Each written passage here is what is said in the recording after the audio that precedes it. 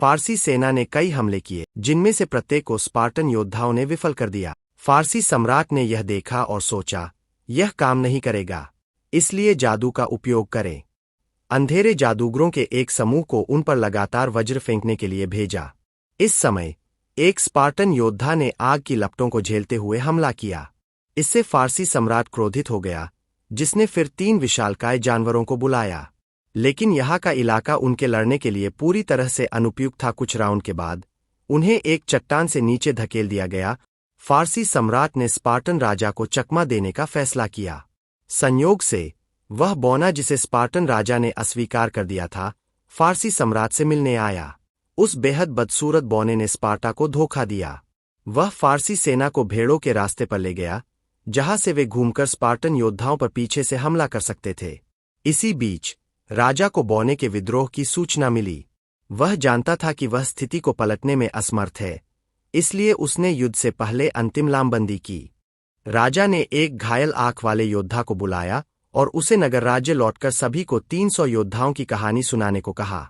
वह इन 300 स्पार्टन योद्धाओं, जो आत्मबलिदान के लिए तैयार थे और अपनी निडर भावना का उपयोग करके हजारों स्पार्टन्स को जगाना चाहता था। जल्द ही 300 योद्धा फारसी सेना से घिर गए। फारसी सम्राट ने एक दूत भेजकर अंतिम सैन्य आदेश जारी किया। उसने पहले धीरे से अपना हेलमेट उतारा, फिर अपनी भारी ढाल उतारी और वह भाला फेंक दिया जिसे वह सम्मान समझता था।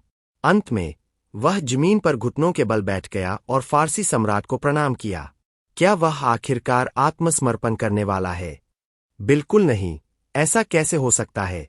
उसकी दहाड़ के साथ एक लंबे बालों वाला योद्धा बाहर आया और एक ही वार में दूत को मार गिराया। हमारा राजा फिर से खड़ा हुआ, हाथ में भाला लिए।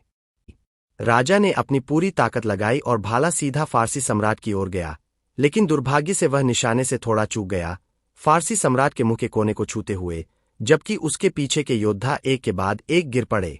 राजा ने एक हृदय विदारक दहाड़ लगाई। उसकी आंखें क्रोध, घृणा और अनिच्छा के आंसुओं से भर गईं। अलविदा मेरे प्यारे लोगों, अलविदा मेरी प्यारी रानी। उसने अपनी बाहें फैलाईं और आकाश की ओर देखा। वह घुटनों के बल जीने के बजाय खड़े खड़े मरना पसंद करेगा। युद्ध योद्धाओं की मृत्यु के साथ समाप्त हुआ, लेकिन वे सम्मान के साथ मरे। स्पार्टन आत्मा हमेशा जीवित रहेगी। उन्होंने अपने बलिदान का इस्तेमाल और भी स्पार्टन्स को जगाने के लिए किया।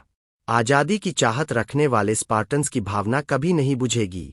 अगर आपको यह पसंद आए तो कृपया मुझे फॉलो करें। अगली फिल्म में मिलते हैं।